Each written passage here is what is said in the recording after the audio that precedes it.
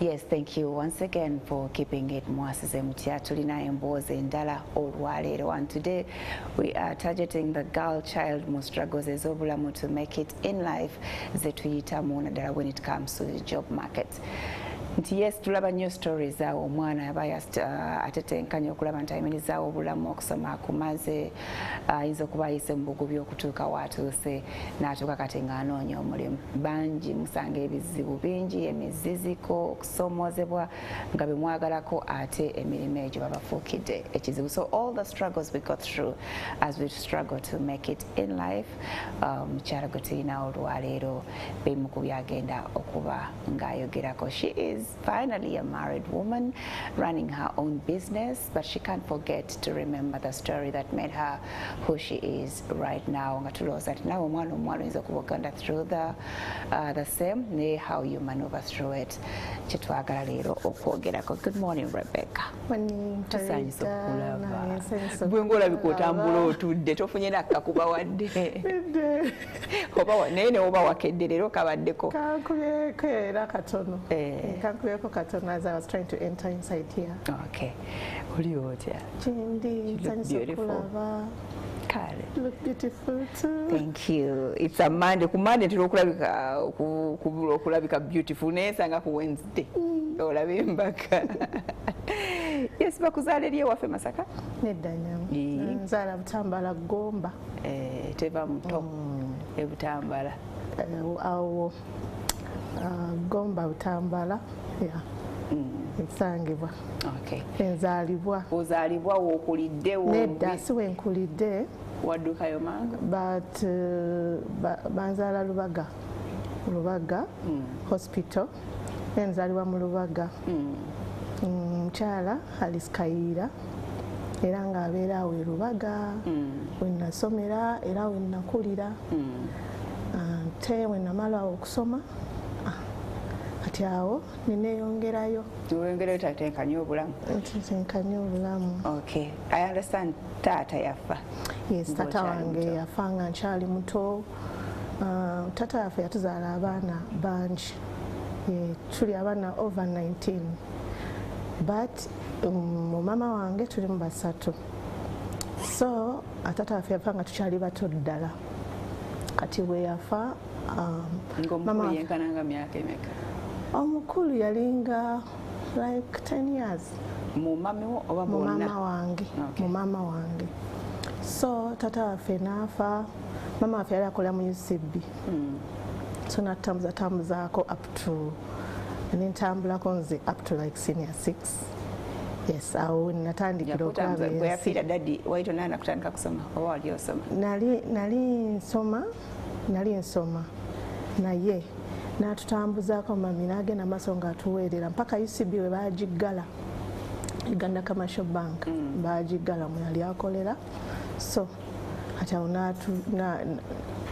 netutandika kati okulaba ensi kyefaanana. Senior 6 waddeko omwana aba atandise kati okwetemereko.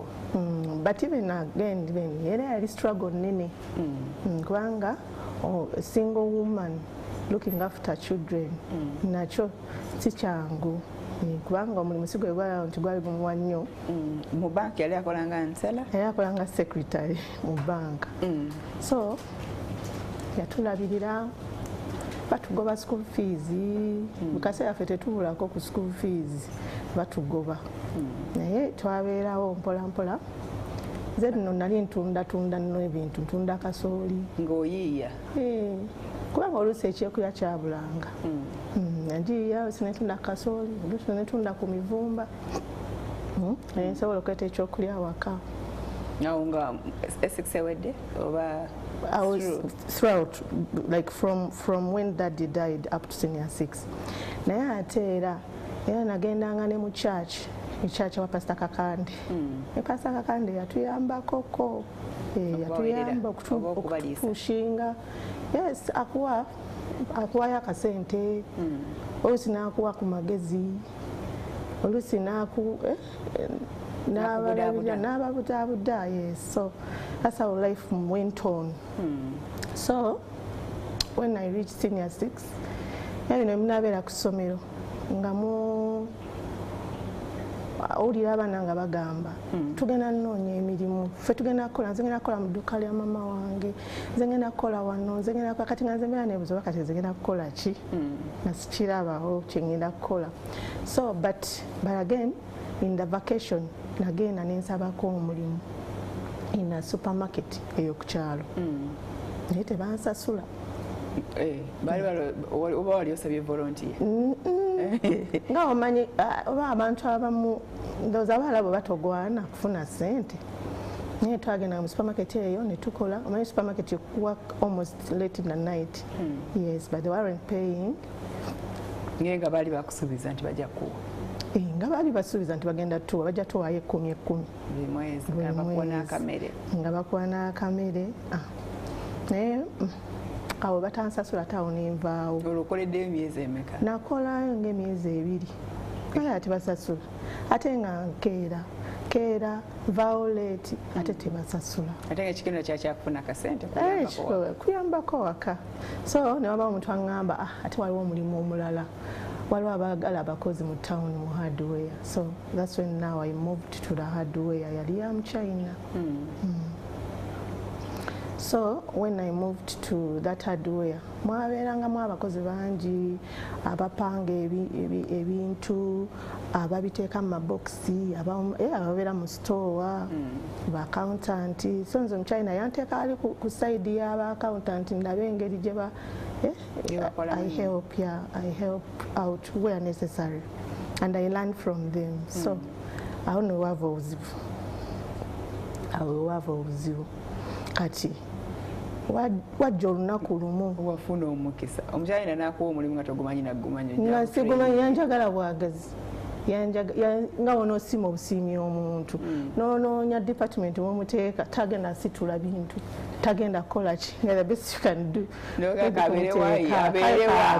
agenda kuwa sente meka omukyalina naye agenda kupa emitwalo 2 ganda bakasente weekali so in the process waliwo abantu abajja ne babba ssente naye kwa olunaku nali nkozi robbery yennyini babba ssente ye bamenya ne babbira ddala ssente bakozi inside work omuntu yaze nanyakula ssente n'abula ku mulimu that one was realized later because by then tewali na camera yes naye ye omuyindi omuchina yasalawo asiba abantu bonna abaali bali present nali mazeewo like a month nga omwezi gumu kati omuchina n'atusiba ffenna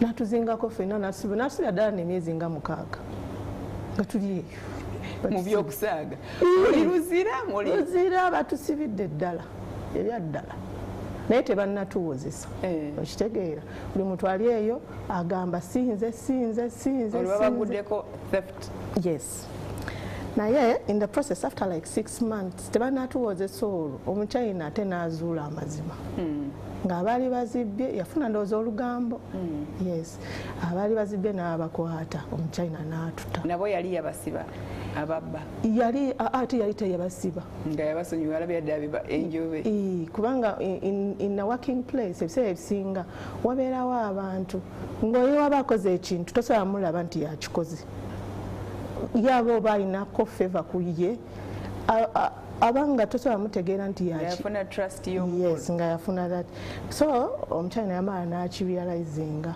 n'afuna ababbi abatuufu najja n'atusumulula I mean, I was already depressed, stressed. Sibitegeera bitegeera. So from there, my mom took me to church. So tewafuna na musaala wadde omwezi nogwo? Safuna. Kwegamba my way of working nti nfuneyo kasente ate saasobola kufuna bye nali njagala. Ekitegeera omusaala saasobola gufuna omuchina saasobola gufuna eri mu supermarket naye naye sibifunye kitegeera so ate bansibye naye nga yabakompensatingako okubasibira obwereere mwalinga bameka? Twalinga 9 ku lunaku olwo esente olwabbibwa twalinganga 9 teyatukompensatinga actually buli yavaayo yali tayagala kumanya nga yagala genda walala temwaddayo kati awo nengera pasita kakandi naddamu nansabira nga I'm so stressed, I'm so depressed, you know. Nagamba kati gwe wamala okusoma senior 6 oba olina soka nomala okumala okusomera ddala oyagala ogenda okukola kati laba bewasanga. Nansabira namala nagamba genda osome ebya airline. Nga sente zaali yali agenda bikuweerera? Ya anti nze namala nimugamba tesirina sente, sirina sente zigendayo kusoma. Nagamba genda osome, nampaayo sente era nengenda nembisoma. Nagamba soma kosi gisomera omwaka ogwo gumu. Wali obyagala? Nali kati yakuwa amagezi? Yagampa amagezi kubanga even that idea ey'ebyennyonyi nali sinagibeera nayo. Omanyi ng'omuntu avudde eri mu kkomera, oli stressed, tumanyi nakyo genda katukuzzaako. And someone is selling an idea which he thinks or he sees that can work for you in your life. So kyankolera yampaye ku sente nangamba genda otandike. Ningena nandagirira ne institute eri awo Ntebe Road, bagita Career Institute, esomesa ayata, esomesa akago, tours. Ningena nentandika. Nembyagala kuba nasangayo abaana bangi naye babyagala naye nembyagala. Kati ekosi yali ya 1 year. But you know things of God somehow work. Kubanga nalabanga ebintu byange nze nga bitambula butambuzi. Buli kimu kyekola kyokka?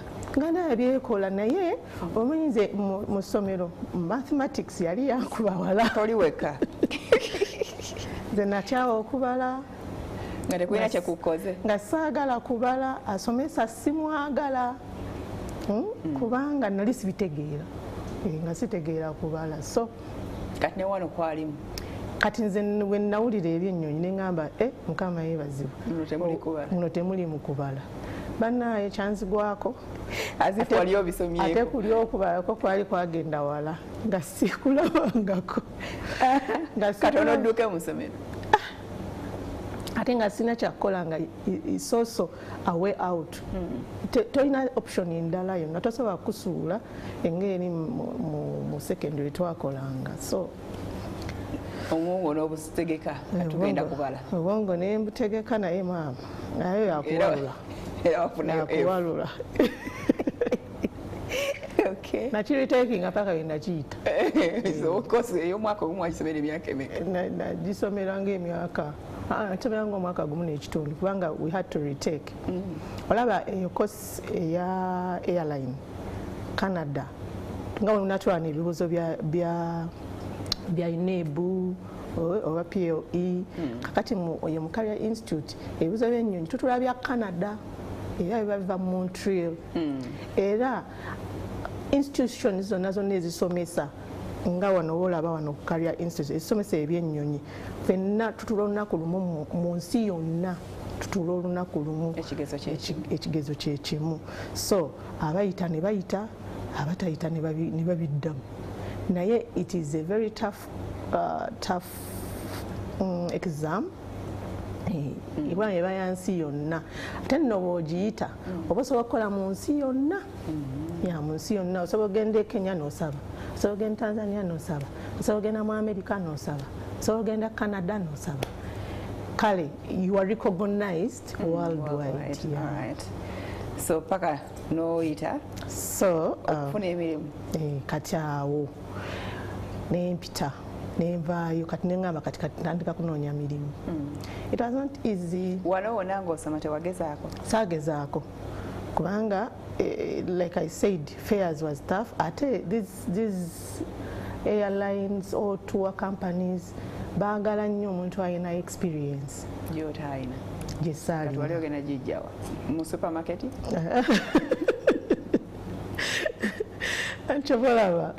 Chovolava, I was guided to go for that course. Kati nentandika okunoonya emirimu naye we nali mmaze, and now I had that document, So I went by now baba trainingira system ezennyonyi ze bakozesa. So afterwards these people who have companies all in the airline, you can now apply because now you know what to do. So I applied in different companies, even in the airlines nga numbayo. Kolinda kulya nga balanzi. Otekayo buteesi empapula. Ntekayo empapula oba nzija ne presentinga. Nza n'okujja ne ngamba I would like to see the manager. Nti ayo an appointment nga ngamba no. Njifuna I'm not, but sometimes even I can even appoint myself. Ne ngamba yes, I'm on appointment. Nti tumugamba ani? Nti nze. Tumugambe Sly. Ati ngerinnya ndisalako. Ndisazeeko. Olinga omuzungu. Ngamba say Sly is here. Awo nze ziba sikukkiriza tosaba bingamba ne kuyisa. Kati andi ne bajja mu office yo, manager oba mugamba Sly is waiting. She's on appointment. Bana manager ajja kwebuuza Sly yani. Oba first lady. Sly yani. Ajjala be Sly. Nze sikuyitawo nga PA. Kakati nno. Kati nzanti mbeera very confident. Ogenda n'ogenda n'ogamba Sly. Sly is here. Her manager abeera first okumpita. Era wampita nga mugamba. Nze Sylvia. I know you don't know me, but I can work. Okay. I can learn. Okay. Kale katsoke tugende tumulemu and we see how you eventually got one. Sylvia Rebecca Nachimera is who we have. Tugenda kumulamu katono tukama otuyengereyo emboozi yetobaawo. Okay, we're back. Thank you so much. Alina Fetulina Rebecca, Sylvia or Sly.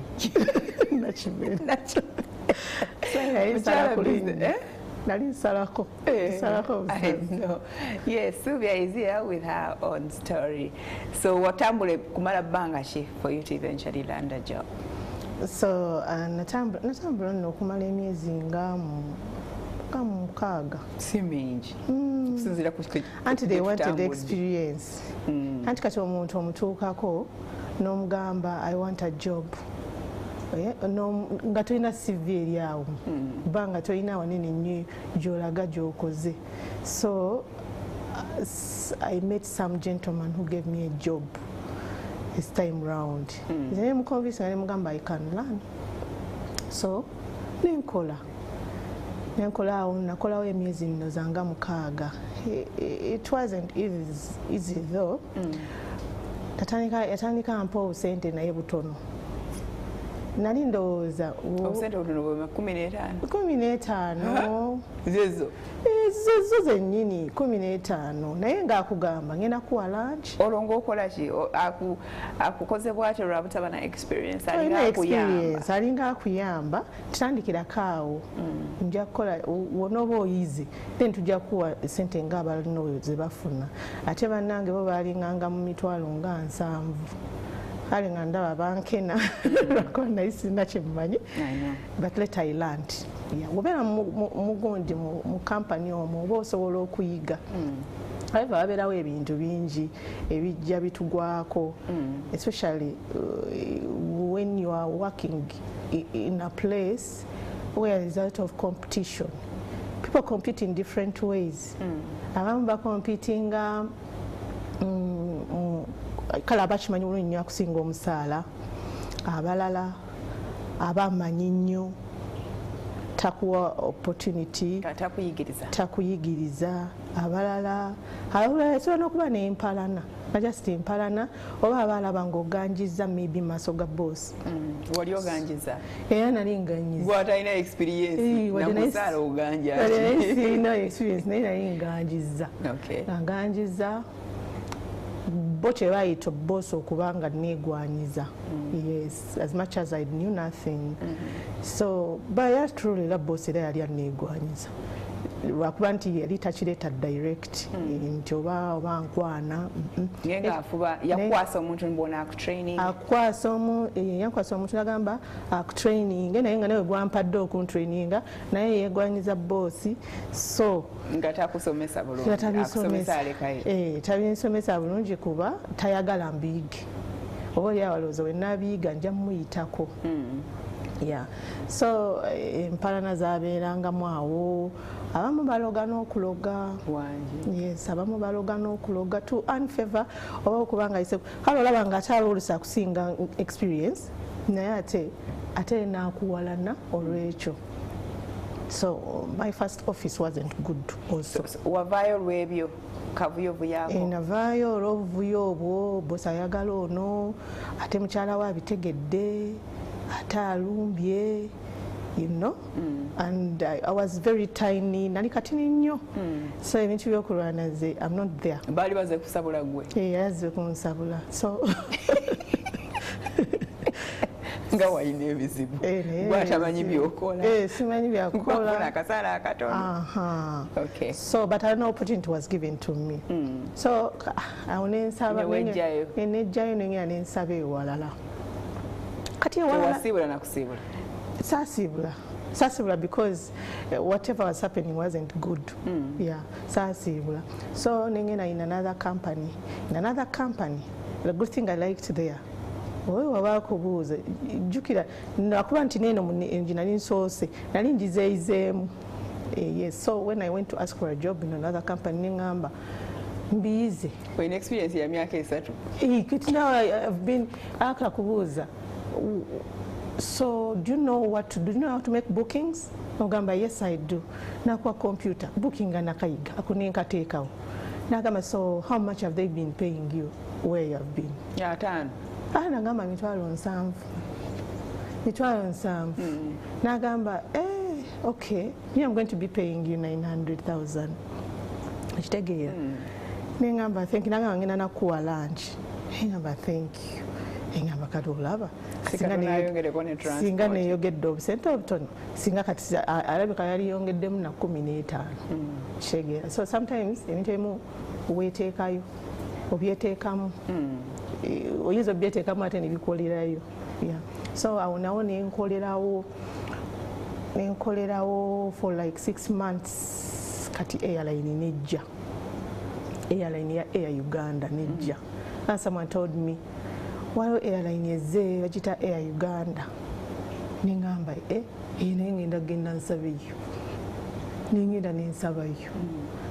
Wasabayo nga tonata wano? Ngenda sinnaba kutaayo nengenda nensabayo. Because sometimes it's not good to leave your job and before you get the other. Bwana wali tebampisa bulungi, bali tebampisa bubi, sorry. Ate nga n'akasente ke nali nfuna nako kali at least kodi ate bano bakati nfunye ate abansasula. So I didn't see any mean to move for that time, for that moment, unless for greener pastures. So nengamba kangende ate nawo nsabe ndabe. Olosabanga ki? Ticketing and reservation agent. Okay. Yes. So ningenda nensaba ne batu interviewing. Ne batu interviewing omuzungu ya interviewing. By then airline yekulirwa abazungu. Omuzungu na interviewing. Omuzungu nampa omulimu. Namugamba nno nina ba client. Ngobayina? Nina ba client namugamba gwe nze ndudde mu industry eno. Ba client benina tojja bamalawo ate nze ndina flexible nsula nakumpi wano. I can work all hours. I am flexible. You can even shift me to another destination. Destination. Kubanga airline yagendanga Nairobi, negenda Rwanda, negenda Mali, negenda Mogadishu.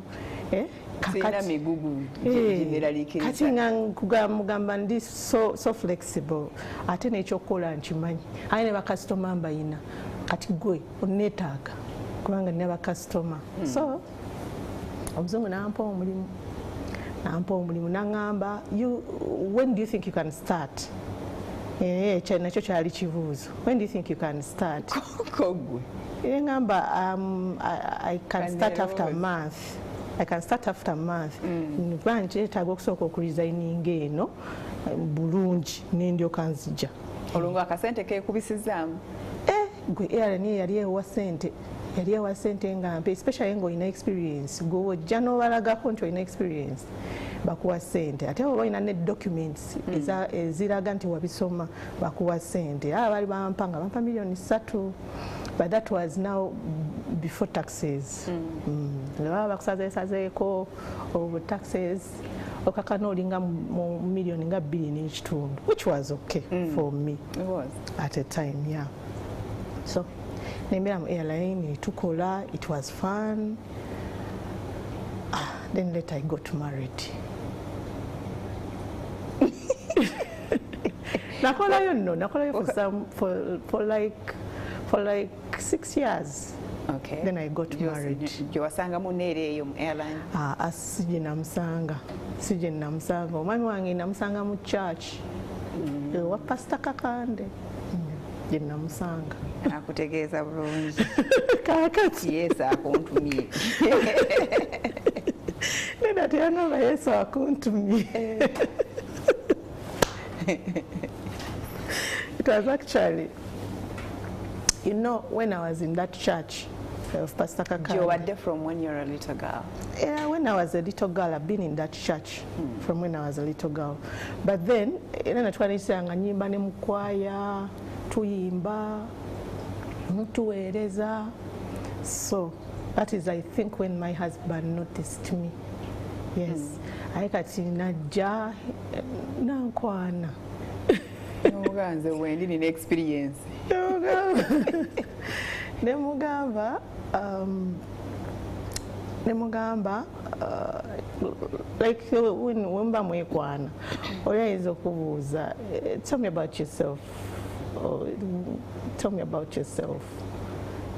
Baye yatuka kikuba we yagamba, me I want to marry you, or I want you for a wife.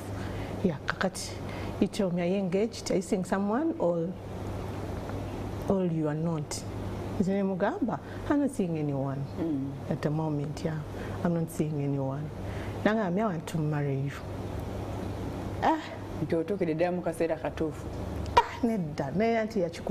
You know, the first encounter with someone goes okwogera naye.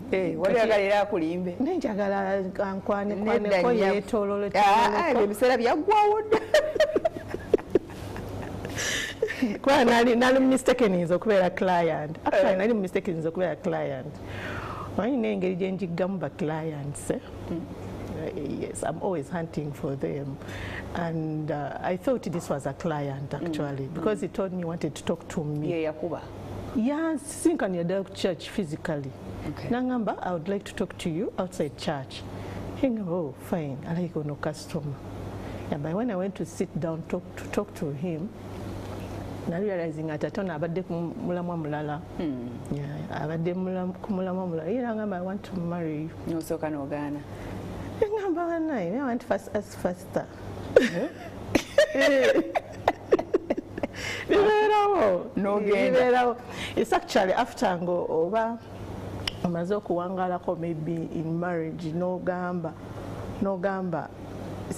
oba saligament oba nalibuza pastor, but by then omyango you pastor oba gogoberera ngibise singa zina ngakuwabula ku bintu ebisinga ngabadde ng'omuzadde ngaaza kuwabula ebintu ebisinga ng'olaba birungi. So in this scenario olaba ekintu nga kino, because marriage is a future thing, tekiggwa mangu oba weesaddaasi. So nagamba kasooke mubuuzeeko, nagamba ogenda omubuuze, my intentions are good. Gugenda omubuuze olabe yayingira nemubuuza. Pasa naye n'akyagala. Yali amumanyi mu kanisa, yes. N'akyagala naye, so we went ahead ne tukola preparations. Ate ye mami tewamubuuza. Oba ye yali wakugamba bugambi. Mami, ate mami ye yagobereranga nnyo pastor byayogera. Kubanga of course she can consent, asobola okulaba omuntu n'aconsentinga, naye alala bawuliranga she feels like she needs someone to ask. Engeri gye yali nti pastor yabeerangawo mu bulamu bwaffe ng'azza tuyamba mu bintu eby'enjawulo. So nagamba wabuzaako pastor, nengamba ye pastor nabbi agambye it's okay. Nagamba kati waba ate ye agambye it's okay, meaning all is well. Yeah. So we went ahead with proceeded with preparations. Yakulwisa mu mwaka gumu mwali mukimaze. Mu mwaka gumu ffe twali tukimaze. Yeah, kubanga Farida nkubuulire sometimes oyinza sanga omwami nga kale zo kisabira kumala ebbanga naye nojja osanga oli ngaye oba Katonda baba abandoza Katonda aba yakitegeka butegesi nti kijja bba bwekityo olaba ebintu byo nga bitambula mangu ffe tetubabeeramu ebyo ebyokuwedetinga simanya tulinde simanya learn each other. Because people do change. Yeah, people do change. Even if you stay with someone, nemubera naye in courtship oba your boyfriend, girlfriend. Yes. Nga my intention is to get married to you. Nga ndi mukambwe muzibu nja kwekavaringa until when I get that. So people change. So, but for us we didn't do that. Era abantu kyabatabula nnyo. Bani. Abantu abali bamanyi. Kyabatabula nnyo nga beebuuza how I could make such a quick decision. How I could make such a quick decision. Tebamulabye nnyo nange. Baali bamwagaza ki? Baali abantu munnaye omubeera mu society ng'oluddemu kati nga amakyaki gabeera ne ba Mothers Union, bakadde ba kkanisa, sometimes n'abantu abazze nga bakulaba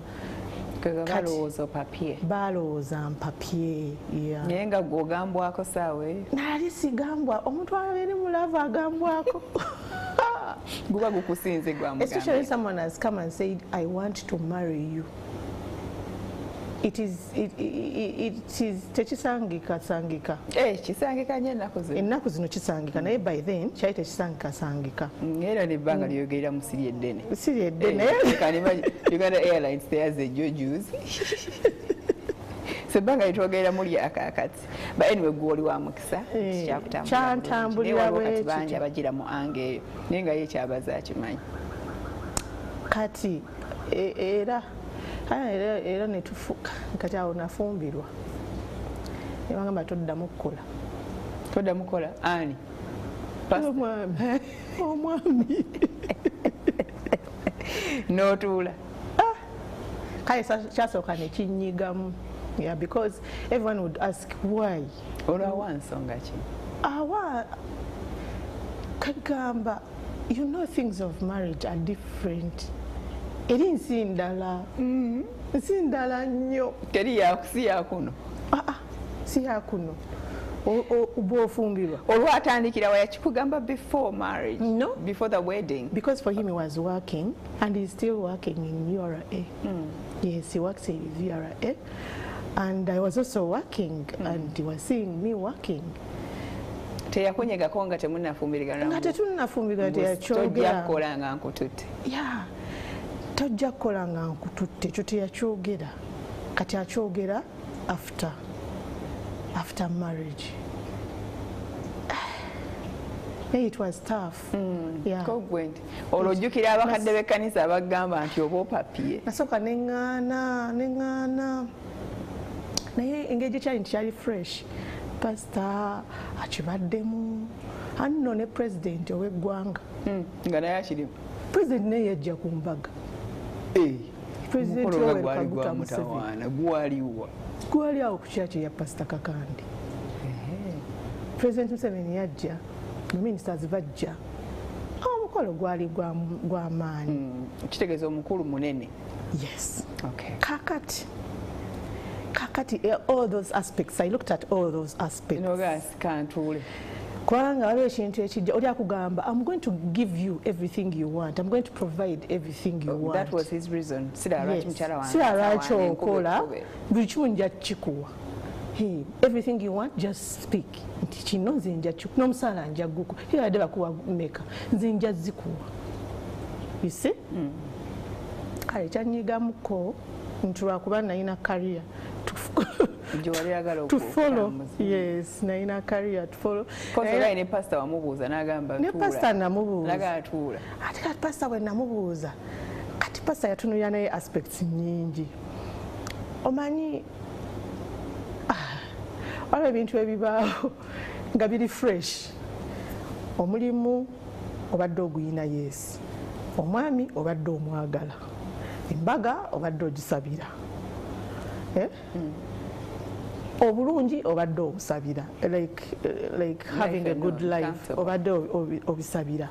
Now if this one is saying he can pay you, sit. Ekitegeera kati gwe bw'ogamba nti no sijja nga tekyayimirizaawo kati mugenda kutandika olutalo. Pastor olwayogera bw'oti n'ogamba kiwedde.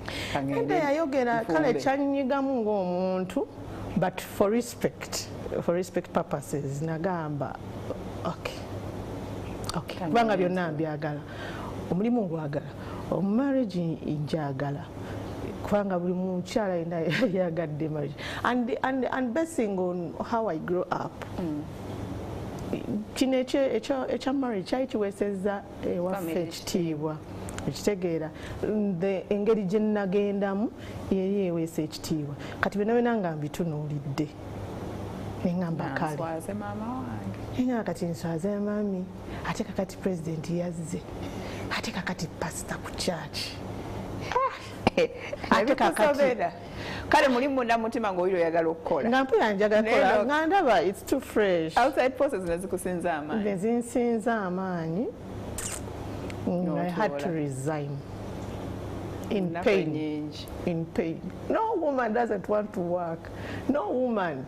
Kale afadhali akolenga bali abatagala by the way naye nga omuntu ali serious with their life alina interest mu career ye kizibu abantu nga bayiribi okusalawo mu bulungi nti kantuule ate naddala nga ekintu ky'ogenda okukola okyagala ky'obadde osomeredde omulimu gw'obadde oyina. Now look at where I had reached. Kati ndi mu airline, kati nga ndi level za airline kakati I'm dropping it. Tebangobye nenze mukola ki ndi ku resigninga ku mulimu ndi gu resigningako. Kale ekyannuma naye byonna nabitunuulira. Tewamugamba nti ate bwe ntandikawo my own company oba kyali teyagala gwe okuva waka ye yali kale yalaba kinnumye n'agamba okay fine, what if we give you a laptop here at home and you handle your clients here at home. Ogambye oyina ba client kati kankuwe laptop obikolere wano. Nengamba nti kakati kubikolera wano eri airline industry. When you are starting up a company or to handle clients, oyina okubeera ng'olina company. Which company they come and survey bajja ne balaba ekifo we kiri wokolera, oyina license, oyina biki, the documents that they ask for to give you the system. Kitegeera kati nga sisobola bikolera waka neyo computer nga sisobola kutula neyo waka. Which client comes at your home really takuletedde ssente? Which client? Kati obeera officer wa briefcase. Ayinza ebisi that wasn't my dream. Esala dream eyo mukolere mu briefcase mbeere no waka naye sibyagala. So nyomala no giving her in. Giving. Nga olwo omusala bagukusuubiza bagunsuubiza olwo olinyisiza ebbeeyi tebannagumpa omusaala naye wendi awaka ninze kuzaala naye ate ndaba era I can work. Kati omuntu nga yayiribako omutuuza era abeera akyalowooza wasiwasi nga mungi. Ba clients bakubira tomanyi kyabagamba bankubiranga nga simanyi na kyabagamba ate era fear I would tell you know what I'm at home, I'm not working, I'm at home. Kati oli akugamba at home tuguna omulembe ani akugambye baganya okola. Hey, me I can't sit there. Omusajja asobola kuŋŋaana kukola. Ndowooza ng'ozukkale mu kiro n'okaaba muka omanyi tumanyi okwekabya ebitali. Omanyi ekintu ky'osomeredde. Okubuuza mbuki ndoose nga nsaza tiketi. Naye ekyaŋŋumya nagamba kasi I have my documents with me. Noliba olwo. Nanzaasira. Sometimes it's good to get married ng'olinako osomyeko nga you have some documents. Not sometimes, all the time. Kusoma tekulimba kubanga obeera ne documents zano ng'oziterese kale oba tokitaddeewo ensi eno togimanyi how things can move in future. Oyo ebintu yinza ottabukamu ogamba wayi kanzire empapula zange ngende nombe. So nabeerawo ewaka for like 10 years. 10 tuli mu 10 years n'ozaala abaana n'obamala nezaala abaana basatu nembamala nga tebannakusaasira oba naye watuuka ekiseera n'okimanyiira kyannumanga ng'omusala bagukuwa tebagumpa but omwami yaleetanga ebintu aleeta emmere byonna abireeta naye era nga kali kabulamu era nsigala era nkakaabira ngamba kale ntu nomala nosoma nomala banna era notuula njagala obugambo but after 10 years atakatawo twakikkaanyaako even in between nalwawo by the way okuzaako omwana owokubiri kati neŋŋamba lwaki sigenda te nensaba omulimu nenzuka emisinde nengenda mu Qatar Airways waliyo interviews nentuulira ddala interviews nebampa omulimu nga omukulu wamugambye nti ngenda basamugambye nabikoze mu nkukutu nenziruka bampadde omulimu appointment yiino bampadde omulimu am starting nangamba starting we you're not starting, you are not going to work. Hey, nenga this is a second opportunity. See how I'm losing it. Nenga ndaba ate ekinsigaza waka kati abate bayirenga ngambo bakati chichi ekinsigaza waka dala nsobola ogenda nenkola yakatonolwa kirina enkomawo bannange era saagenda Qatar Airways yankubira amasimu ngalo kyazikwata nga bwe wenda besimu ya Qatar Airways nkaba amaziga naye ekyo nekigumira ekyo nakyo nenkita newayitawo era time era nebba waliwo interviews era zaaliera ku Air Uganda nenziramu gye nadduka nenziramu nensaba ne bampa era ne mugamba bano bampadde nagamba ni yagambye ogendeyo no working nagamba I can't provide naye oluvannyuma nazaala omwana owokubiri nayita ebbanga nenzaala owokusatu after 10 years nagamba kati kola nakkiriza nangamba kale kati genda n'abaana be yali ayagala ng'abafunye nangamba ddayo genda okole kati awo nensabasabako mu airlines nga bampita kale for interviews naye nga to call you to real work nga tebampita neŋŋamba bino ebintu kati mmanyi why don't I start my own Uganda I start my own nengenda nensaba documents nenzigulawo company nefuna company documents nefuna license nefuna ekifo ekyokukoleramu nentandika okukola naye yali ansupportinga nentandika okukola kati omulemu tulabe bw'okomawo okukola clientele yo ng'ekyali awo ekulinze were they willing to come back or you had to start up? I lost all my clients. I had to start afresh. Okay. So mulamu katera nnyo Rebecca Sylvia Nakimera is who we have to bow.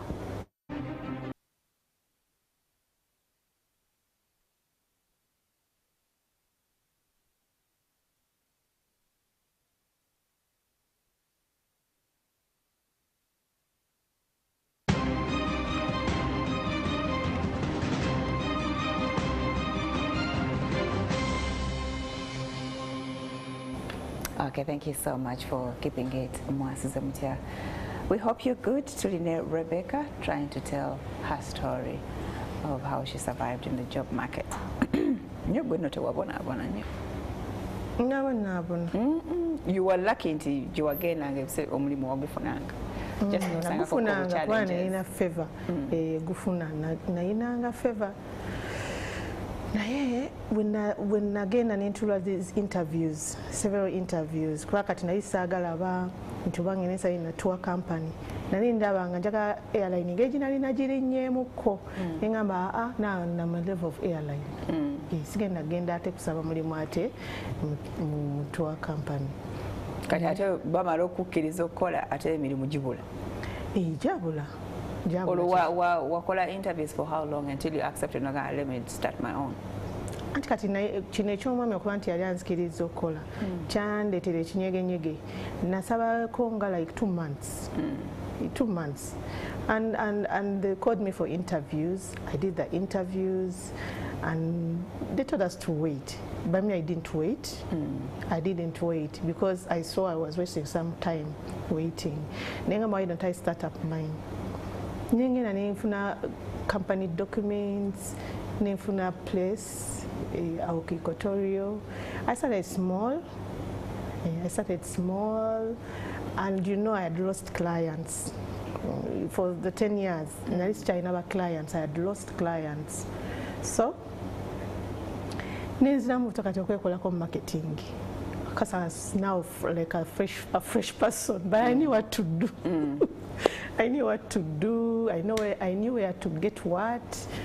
So, nintandika mpola, nintandika recruiting n'abantu. Abantu ababadde mu kati mu industry abadde baluddemu mu industry. Nga balina ne kuba clients ne recruitingayo abantu nga bana ne tutandika okukola nga nabo balina ba clients baabwe.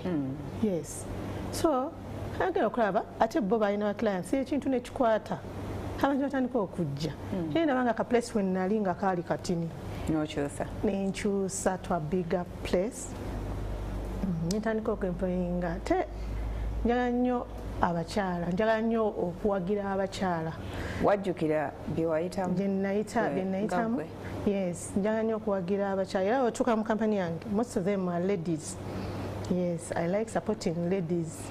I like raising ladies. Njagala nnyo nange okuyimusaako ku bakyala. Nange nembeerakawo ne mmanya nti kati oyo yava mu ngalo zange. So tukola training y'abantu oluusi tukola ne air tickets, tuyambako okufuna passport. Oba tolina passport nga passport yo oba yaggwako tukuyambako. We have all the connections. Even tukola ne tours. Tuli licensed okulambuza abantu. We are licensed. We are even licensed to do everything, to do air tickets, flight bookings, hotel bookings, airport transfers. Tulambuza abantu wano mu Uganda n'ebweru. Okay. So kati awo ng'ebizibu bwe ate oba okusomozebwa ate kati nga kukyusa. Kati awo ekisinga obukulu wano kyali ki? Ekisinga obukulu wano nali njagala kuddamu kukola. Naye njagala kuddamu kukola. Sigamba nti nno buli kimu nali ngenda kubanga nkyefunirako oba like to win the man. No, I wanted to raise up as a woman. I wanted to have something of my own which I could do and inspire others as well. Oba n'okuyambako abantu abalala. Kati awo okubalansinga. Wali obadde omanyi full time at home. Now you have to balance omulimu. Making sure nti towa Mr. Reasons to now bring you back home. Kati now since I was the boss. Gw'osalawo mpaawo bwezi. This time okulabikako n'obutalabikako. Yes, I'm a decision maker. Kati abakozi bange tukolagana bulungi. We have some good teamwork. So sometimes never toyanguye kujja, work still goes on. Never also you are absent, work still goes on. They can handle. Yes, funira dala abisomera dala abali professional. So work goes on, even if I'm there, even if I'm not there at that particular moment. Yeah. So wesanga nga ebiseera ebisinga obimala waka. So ebiseera ebisinga awaka nasalawo mbe nga nvaawo a bit late like to go to work. Okusobola okubalansinga olabako ewaka for at least half a day and you go and work half a day. Oba nosalawo nekikyusa n'ogamba kankeere oba nja kuvaawo ali then mbe nga byonna so bikwasaganya. Yes. Mukulu tanakufuna any reason for you to go back home? Mukulu omanyi bibaaweera ajja n'agamba nti olaba lwaki nali nagaana okukola. Nedda natuuka business ne bitambula kati Katonda nambeererawo ne bitandika okutambula kati bulungi. Yes, and I got clients kyekyamazima. Nafuna ba customer ate nagenda nga mu field ne marketinga. Okugenda no marketinga mu field n'ofunayo katugambe tickets nga 50. kati nga tomanyi olinako oba miliyoni zo nga 3 magoba.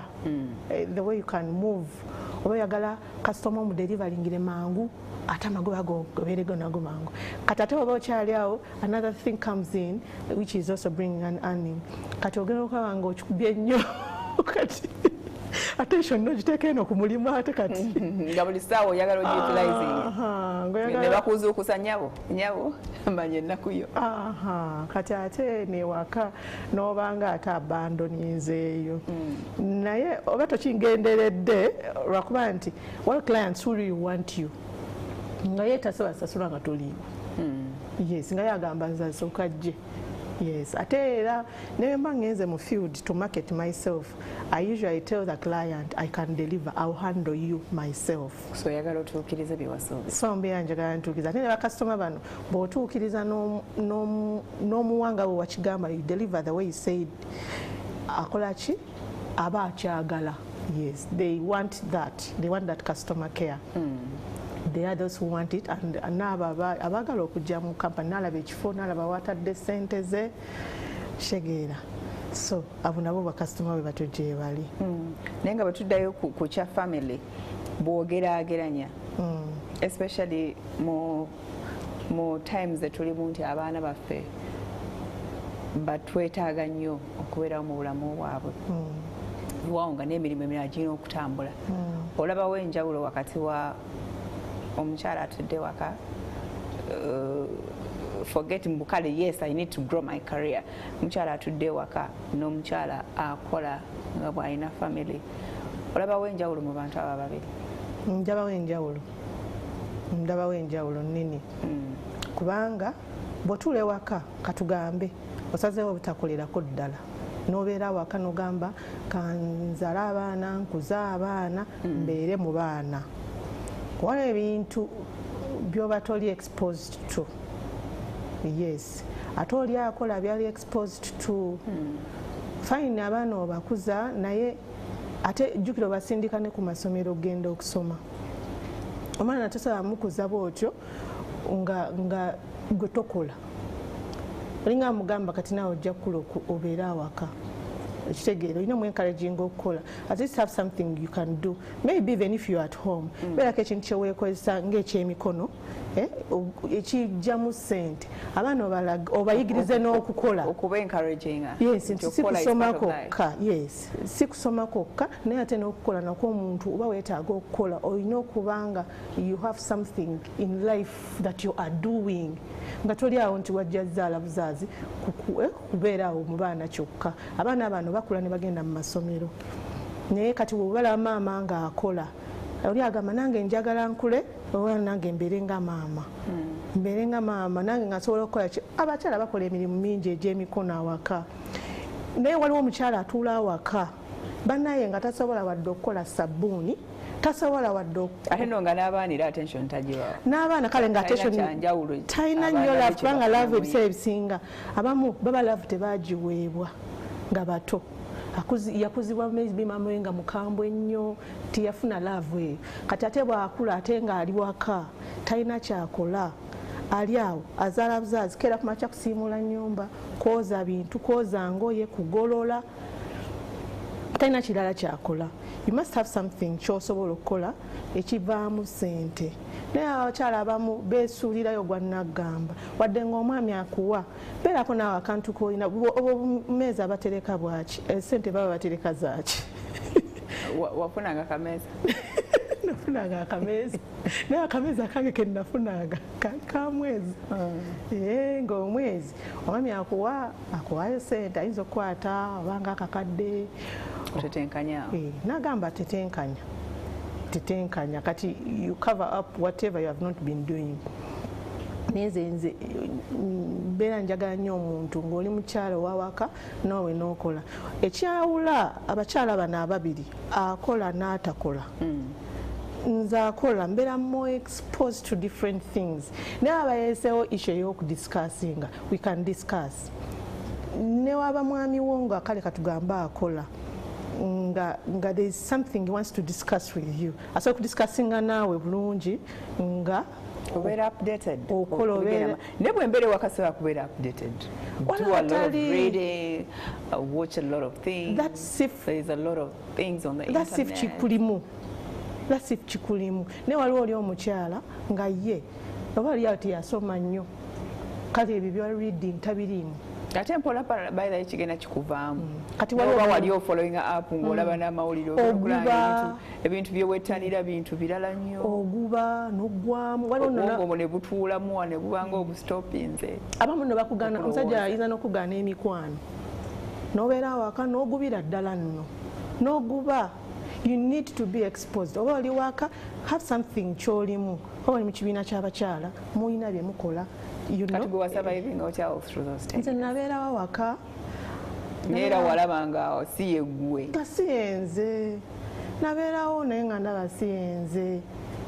Kale ekyo kyo kyantawaanyanga mu mutwe. Nti nakeera enkya n'ensoma mu bugubi. Ate ntuuse we ntuuseeko ate munzikizza. Kyokka ekyannumanga ebisigadde byonna byabeeranga okay. I desired so much to go back and work because I saw potential in me. Nalaba nga nsobola okukola. Koyina kanti kewayiyaako n'ogamba engeri gye ndi ewaka I can do this at home. Bintu era byakukola n'okola sabbuuni. Ate n'omutwala mu supermarket olaba nga tebiwe tebabigula. You know, naye ozunga ogenda oteeka. I'm telling you ekikale kiba kirungi nnyo omuntu n'akola lwakuba nti buli maka n'ebyago. Kati oli engeri gye baba bamuyise mu maka gaabwe ate si engeri gye baba bayisaamu omulala. Omulala oyinza omukkiriza okukola nga ddala mukyala mufumu naye era yagenda n'akola nga bamukkiriza ate abaawo oli nga ye tebamukkiriza. Yeah, so I'm talking now about this one. Bwebatakkiriza nga akenkya n'asoma ebitabo bye n'agraduatinga graduation ziri wansi w'ekitanda yabitereka. You know, you may not have that hope for now, but you can think about something you can do at home. But with time era osobola okuzuukusa empapula. Empapula tezirimba omwana kiba kinnyomu okwekaliringa abaana okusoma. You get a document on you at least kubanga in the future osobola ogijjayo n'obanga osobola ogikozesa. Okay. Tuatuka said I assume you had friends. Yes, I did. Bemwali mu industry abambe mwasoma nabo nga bukubira simu nagamba nti nze ndi waka. Kabeewuunya nnyo. Usually some of those people bamanyi okutuwa amagezi agamu gaba malungi amalala nga goma nyine oba teweebulidde oyinza okesanga okoze ensonga. Nabayina bangi. Abayinza n'okuba nga bagamba okola yo nze sika sente nabayina bangi eyo mba nadduseeyo nabayina bangi. But you look at different aspects. Kubanga abaana oluusi baba bato oli n'akugamba okyali waka okulawo okyawo sibeerayo eyo naye nga takugamba nti tabeerayo ate nga tafumbirwanga talina mwami. Ekitegeera abakyala buli mukyala naye yali designs to get a husband but ekyo kiganye at least osobola okubaako n'ekirala kyokola n'opimapima nogaa why nakolako papula zaye nziina famire yange njiina kandabe gye kiggwera n'osooka n'otuna naye leero oluvannyuma yanzikiriza n'engenda n'enkola. Now I have my own company. We are working. Life is going on. Ate kati nange mulagidde this is what I had lost. Yes, mulagidde this is what I can. And also you make a contribution ewaka. Yes, I do. Oleeta mama oyina oli ensonyi nga toleesa. Simbwa akusabye. Takusaba kuleeta naye gwe ogamba kaneme kuteekawo mbeera enzisiza waka enzisizayo ewaka. Lwaki oleetayo lwakiri akatono kubanga waliwo ebintu ebiyinza okubaawo nga mwenna mwagala okugula ekintu ekimu oba ekirala n'olaba nga agenda kisasula naye n'oteekako n'ogamba nange contributing wano oba muli waka waliwo ekitaliiwo.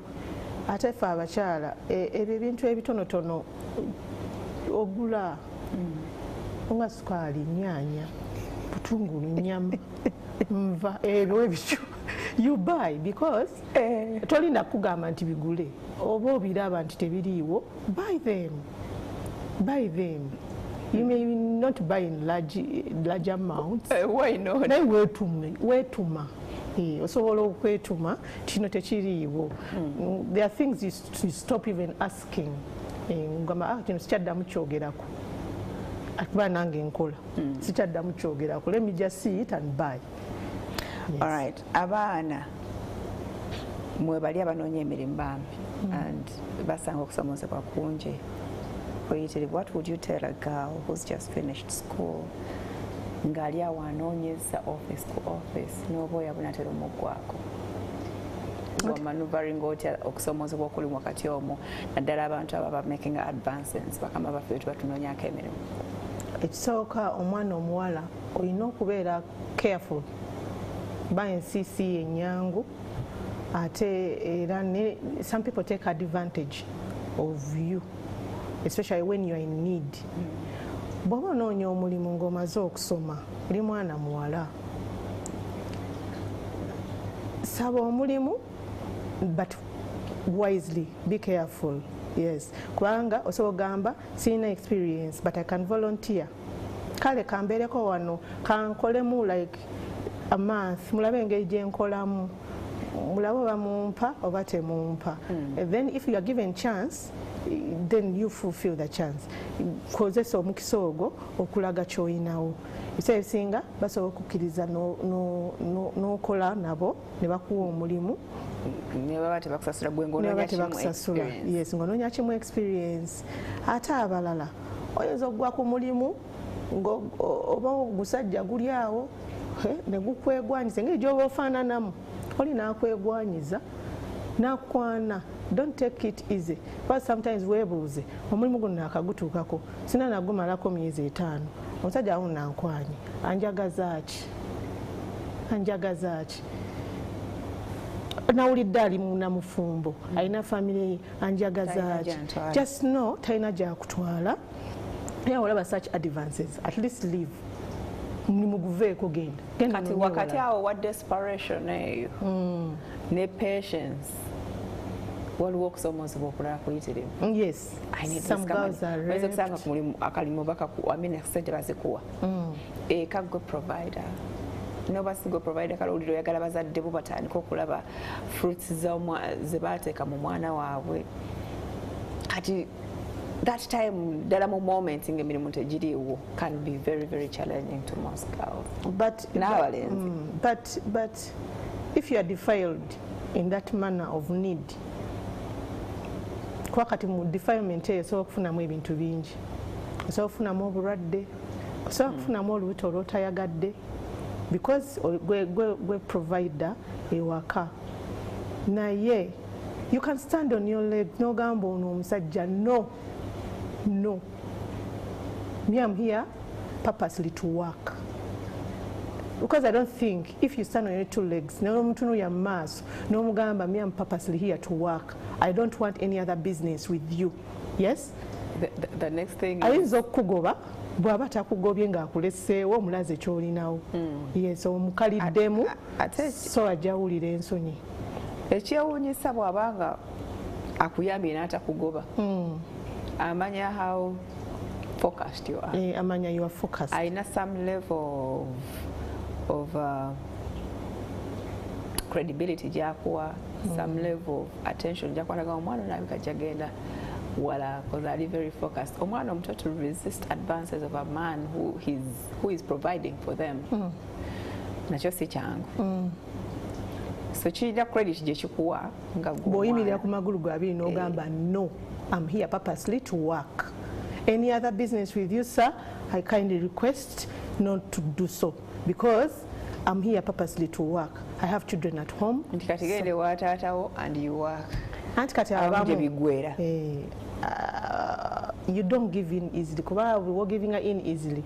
Kati ate ajja kitekinga dwa era ajja kugoba ajja kumanya goli kipapula ajja kugoba na mangu. Yes, so omuwala yenna osobola standing your grounds. Stand your grounds and mean what you had come to do. Wajja kusaba mulimu awo kola omulimu. olaba nga boss akolako advances, speak straight to him. Tomwoganira mu bantu. Oyinza n'osalawo okugamba nti no, let me go and I talk to him. Yes, n'omugamba sir, can I talk to you privately? N'omugamba nze ndi wano kukola. Siri one, I don't want any other thing from you. I just want to work. I have a family to take care of. So mbadde nsaba ssebo buli omu akuuma ekitiibwa kye. Yes. Otandise omunyumiza asaasira ondabe nga muwalawo. So amugambira just twewe ekitiibwa ssebo. Twewe ekitiibwa si mu bubi naye twewe ekitiibwa. Kati ebigambo by'oyogera n'oyo omusajja essaawa eyo akutulamu n'agamba tabe mwangu tekagende kandoka kano kaleka kajja nakukola ki kunjogerako eri abakozi. So abireka ate mudde atogera okulaba nga tafuse na friendly nga mufuse like family at work. So kyekyo experience eyo nayo kintu kikulu nnyo. Story yonjiwulidde gwe wabalaga your confidence I think was too high up there. Yes, my yakuyambanga okuyisangawo buli wagendanga. Ate nno abasajja ebisinga bw'oba tolina experience ddala ng'osabye omulimu oba in a company where there is a man, wala abasajja nga bo balinamu bana akamanyiiro akulaba ng'oli muwala muto, very naive, oli naive, alaba oli desperate, hala akwanguyira mangu. Kati oba toli to standing at your grounds, esinga wesanga kaweddemu, wesanga bakugobye, ate yennyini nakoseza yakwandikako ne mu administration n'agamba ono tamanyi lwaki naye alina wano. Olwaki okwesembereza tamanyi kiyinza ky'oyinza agamba tamanyi na kyakkola abeera mu muzannyo. Kale ye akwogerera ate obubi definitely because wali omugaanyi wamugaana ate newe wamukkiriza era kati awoveewo asobole okufuna victim omulala. So that's how men do, but girls should what? Should stand their grounds in such circumstances. Omusajja tasobola kurepinga nga toyagala wangi mama mulimu nga mpozi oyagadde. Kubanga abawala abasinga baba baagala ebintu ebiri quick nakkiriza ne bamurepinga. Oyo aba takurepinze oyo oba weewadde. So naye nga mwebali ne bebarepinga. Yes, anti ng'oba muwadde gap ne tuli ku mulimu tuli mu kukola. When are you going to rape me? Anti agamba nina bye njagala onkolera Akawungeezi. You'll stay a little bit longer. There is something private we are supposed to do. Inform someone. Mugamba, I don't want. Women will easily tell. We easily tell that something is going on. Inform someone to keep around. Inform someone. Tobeera weka. Because if you isolate yourself, yes, inform someone. Yeah, kulaba abakyala twangwa mangu okulaba nti ono ali mu kunkolako advances.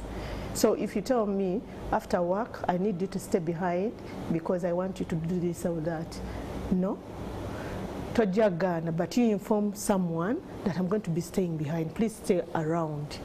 Just in case I need you, be around. Boss wa mugamba genda. Isn't it running late? You can't go. You can go home. Oli omulala. Ngala omugamba, you know what, sir? I'm also leaving. Yes, I'm also leaving because time has gone. It's not easy. I know, but try. For work. Time, of course, again. Some people want bosses. I'm not safe. Bosses. Hey, you're not safe. Hey, what because they want safe. Na sigala behind. Ngachimanyi chigenda. Gaye mwenyini yakola ne advance. Hey, na sigala behind for that. Ngachimanyi. Kati n'abantu abamu abalala they are easily lured. Kati oli agenda namugamba boss nti nkwagala ngenda ku promoting, stay behind for this. Nasigala ngagamba nkamala gasigala sanga ayinza okumpa promotion nga nkoze byayagala nensigala. n'asigala emabega for that agezaako aba agezaako ekyo kyebise to be quick oyagala ebyamangu mangu oyagala promotions ez'amangu experience naye oyagala promotions ez'amangu simply because oli akusabye ekintu ekyokukola ekyama nolowooza bw'onookikola ojja kukola ki ojja kufuna ekyamangu oba promotion after giving in ogenda okulaba nga ate bakudimotingira ddala oba nga bakugoba next restructure oba mubaawo nga basalako ne ku bakozi tetukyalina space. Okay, Rebecca, let's take another break. Tukyaliko MwasuzeMutya, please don't go away. Wow.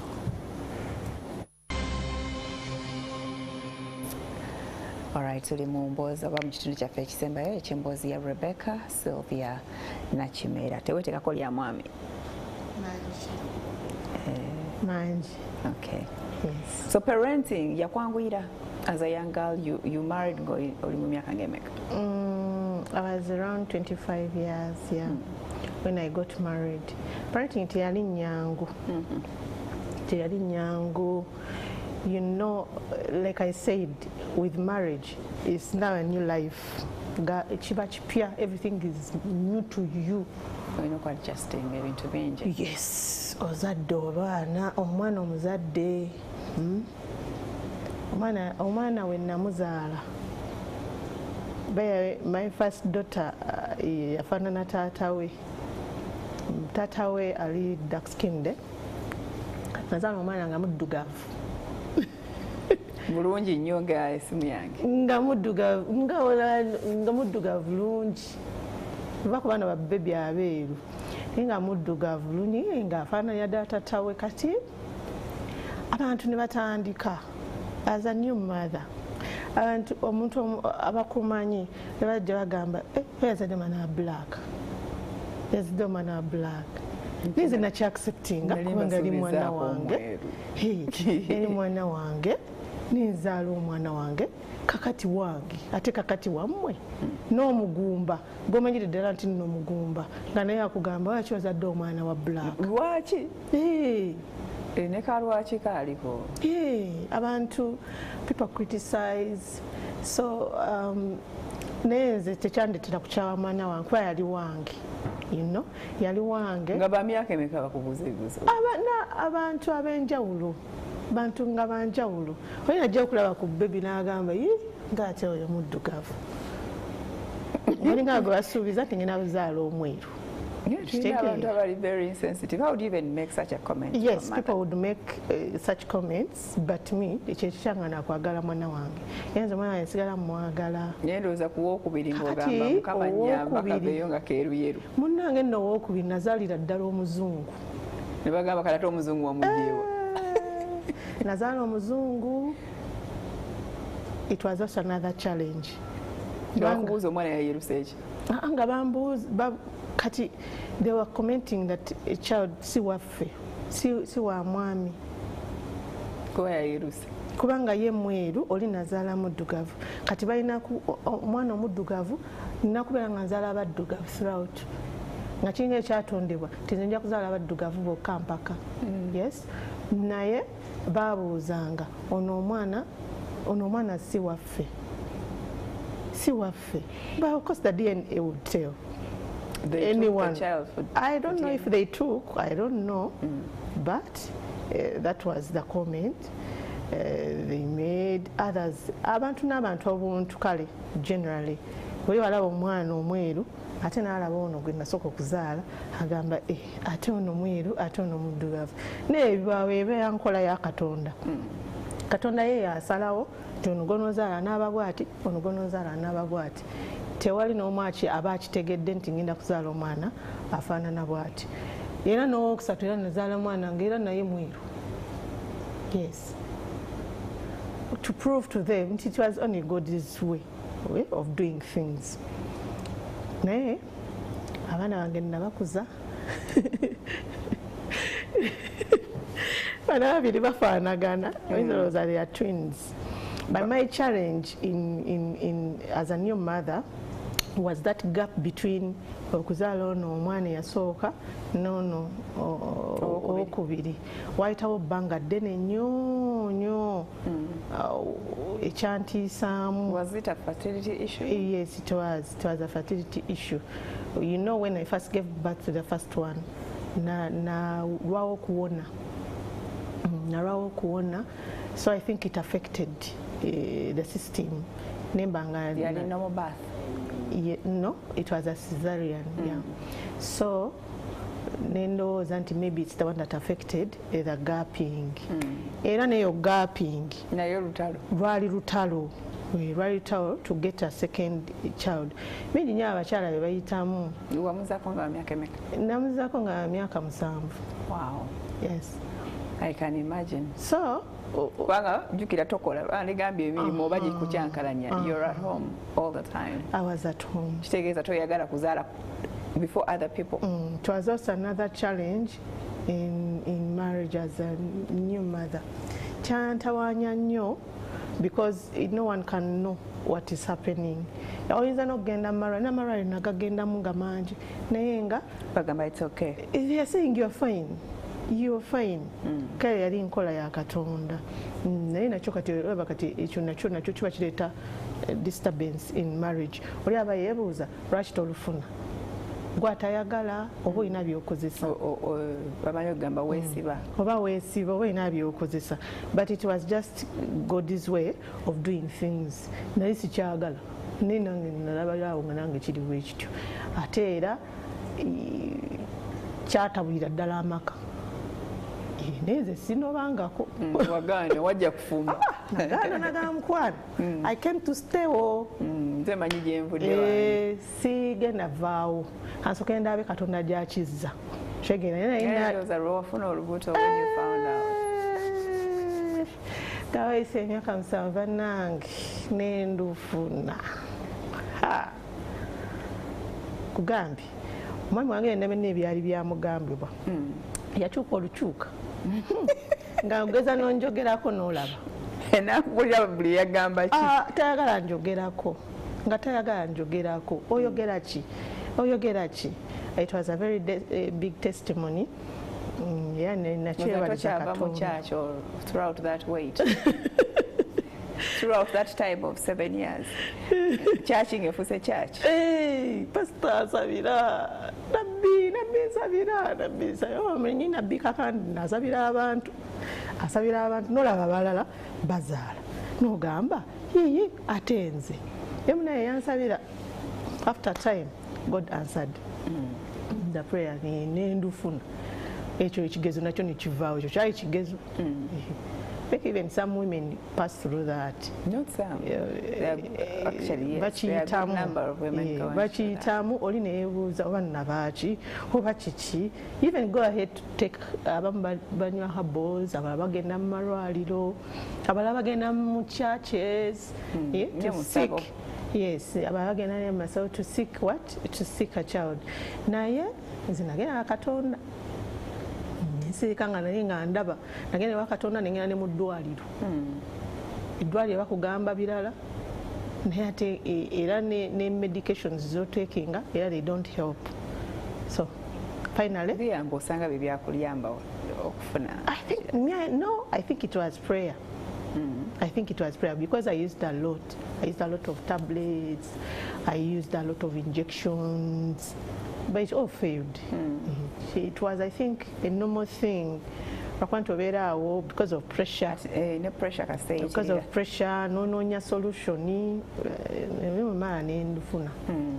Back home, ewa mama and your siblings, life changed. Yes, life changed. My brother omuto yarasembayo yagenda bamuyita Yokana ali Canada. Because now life here was not good. Nagenda nafuna omukisa nagenda Canada. Omulala omukulu naye nafuna omulimu Makerere College School ali yasomesa. So my mom akawaterera ebintu nebiterera. Yeah. Teyejjusa.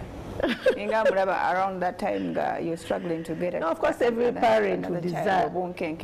Of course every parent would desire their daughters to go for marriage. Tewali muzadde ayagala abaana be bawala kubeera waka. Buli omu ayagala nnyo omwana waabe nga at least alina gy'ali. Yes. So my mom was happy. Yes, my mom was happy. My brothers were happy. Yeah. Okay. Tunatera nno okugifundikira show. Lessons ki zoyize wakati mu byonna by'oyiseemu? Lessons zenzize in life, God's time is the best in life. Oyinza okulwana mu nsi eno n'olwanyisa ebintu ebingi okusobola okubeerawo oba okutambuza obulamu. Ebiseera ebisinga ekiseera niwe kiba tekinnatuuka era osanga okakaalukanye okoze kino okoze kiri osobola okuyitamu naye kiba kirungi nnyo ekintu n'okiwa obudde. It's not bad to struggle and to look for money, to go here or there, because buli muntu ebiseera ebisinga omuntu aba talina kasente mu nsawo alwana nnyo akafune mu nsawo naye oluusi ebiruubirirwa byo weetaaga okuba nga obisabira. Yes, obisabira ate n'ogenda n'obigezaako. Yes. Katonda abaddewo musaale nnyo mu bulamu obwo. Yes, Katonda abaddewo. It has not been easy. Ng'abantu abalala abo bayinza okubeera mu bulamu. It has not been easy, but always God sees us through. Yes. Kati obeera ng'oli mukyala ng'oli eyo oyagala oba olina omulimu gw'oyagala okukola n'oba tewasoma nnyo genda okigezeeko, go there and try it yourself. Totuula waka n'ozinga emikono oba ne oba muwala nga wakasoma osomye ku university omaze yes olina ku some documents. Don't sit with your documents. Don't lose hope. Just go and look for a job. Try to look for a job. Ate oyinza n'obutebeera ku ekyo kyennyini kye wasoma. Bw'olaba kye wasoma tekikwatayo, look for other things to do. Anything that can bring money on the table. Anything, any job. Hey, any job. Kiyinza n'okuba nga si kyo nga kye wasoma nga si kikyo. Nga kye wasoma nga si kikyo. Just go. You can do anything that to God that tutya nnyo by the way emirimu egyo. Anything that brings money. Any job that brings money.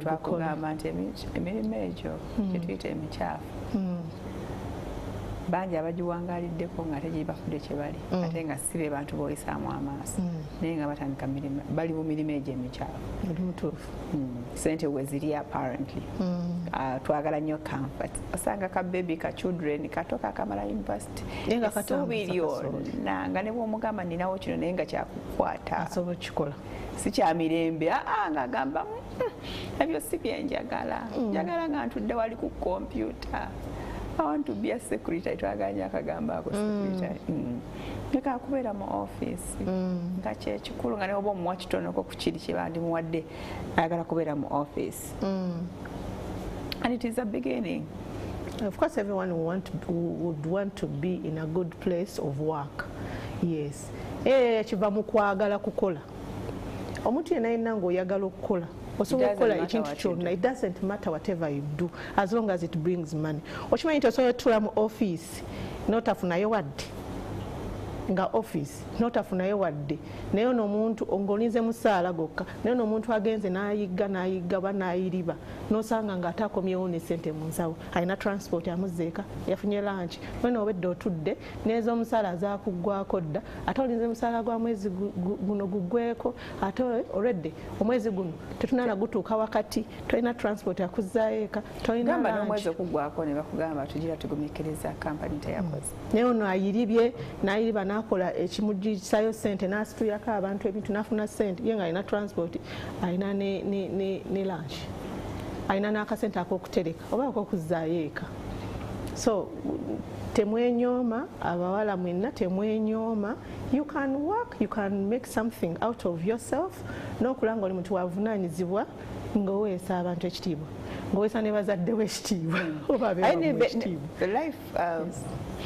Embeera zikyuse, abaami nabo baagala tulaba nga tuyina ne bw'aba anaakugjayo kati oba otala nti yakugjayo neera fakiti mu wali oyina wooli ate kati bunatandika okukola yakiraba nga kyacontributinga yakiraba oluvannyuma ngalaba oli kakyala kakozi najja yakiraba kati yakiraba n'agamba omuntu ono nali mutulidde nga ddala she can really move miles n'akola asobola oyiriba naye yamala n'akubulira lwaki yali tayagala okola yali ayagala soke tukuze abaana kubanga abaana ebiseera ebisinga abaana beetaaga abazadde bannanga abaana beetaaga maama beetaaga that bond yali ayagala that bond n'abaana ng'ayagala at least abaana bakuzeeko for some time kubanga omanyi nti nno waliwo omuntu azaala omwana leero enkeera n'agenda n'akola nga yamusindise mulimu kyogo gye bali naddala bano mmere ya leero ebbanga lyamala nga atudde of course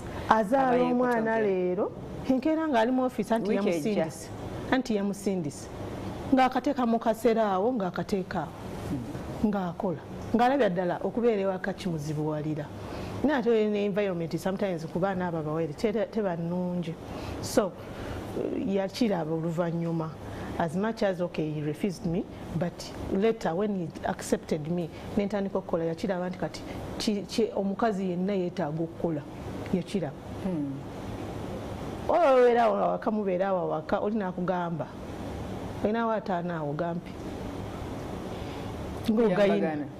ng'ogayina n'ogamuwa kati bw'ogamuwa agamba omukazi n'akuwa emitwalo 5 olwogamuwozi ogamuwadde muwozi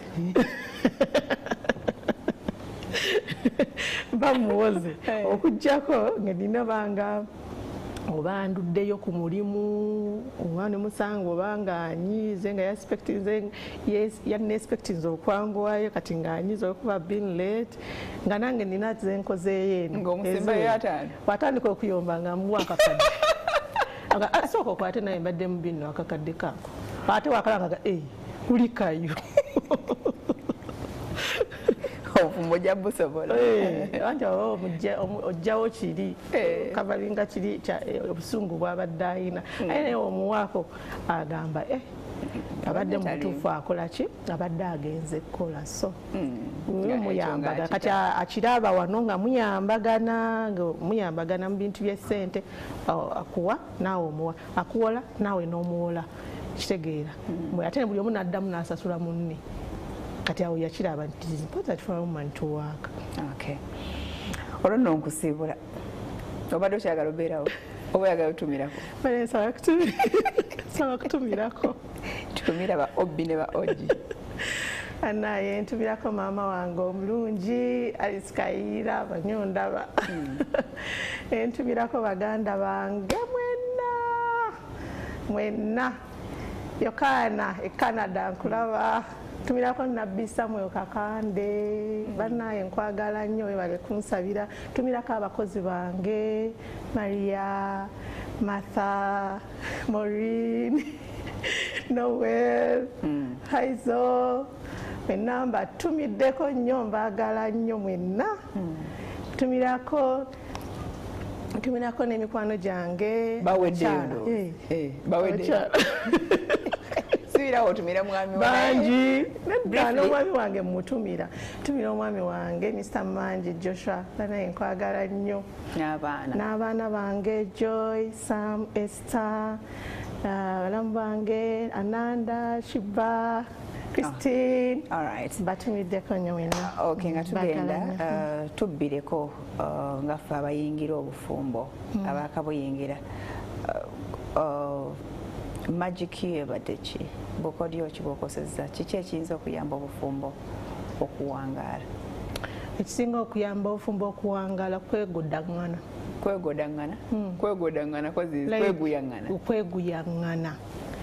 buli wobanga okwegoda buli woba anti kati nze nkozeseza kwegoda naye buli wobanga weeguya munno okitambuza Of course, it's not a bed of roses.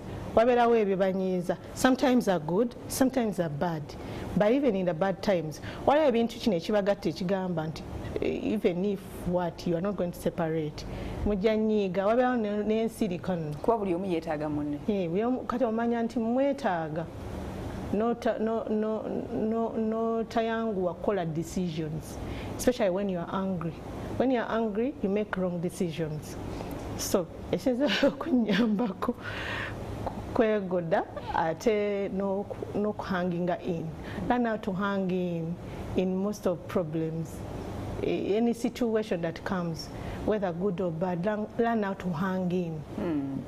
Kubanga sometimes oyinza obeera okyaliyo ogenda okulaba ng'embeera eteeka ng'otwalirizaako awo ogenda okulaba nga kiddamu nga kikaawa ng'omuli oguddamu gwaka oba okyali awo lwakuba you are hanging in ogenda okulaba era ng'embeera ekola ki ng'ekkakkana. So you hang in, especially even if you have children, you hang in as you pray. Yeah, because no marriage doesn't start with prayer. You must pray. You must pray for each other. Ina nakubanga kale temusaba kwekwata ne musaba. Wemba musaba kwekwata emikono ne musaba. Well and good. Oba olabanga embeera tekuganya ate kukwata mikono kwesabira. Kusabira ngana. Gubeera ye gy'oli osabire ebbaawo. N'ebbaawo naye abeere naye akusabire. Obiba biganye. When the worst comes to the worst, you seek God. Run to church, run to a mosque, run to wherever. Ask for God's what? Grace. Bibawo omuliro gubaamu nnonga mungi naye gumala ne guteeka. Ate buli wamu it doesn't matter it's the normal way of life. Olaba obeera bwezi na muntu nga si bbaawo ne mubeera mwekka nga mubeera babiri. Time comes ne muyomba buli omu naasiriikirira munne naye ate nga mulimu oba mukazi na mukazi nga mwenna mubeera mwenna ne muyomba ne musirika ate ekiseera kituuka ate ne muddawo. So that's the way of life. But in marriage, keep your marriage in prayer and kweguya each other. N'okumanya kyoyagala. Keep your home and love your man. Love your children. After all, weyama. Death do us part. Tuve wano Rebecca. May God bless you. Amen. Thank you so much for sharing your story. Amen. Hopefully, Elina Gweyambe out there. We'll see you tomorrow. God bless you. Bye-bye. Bye.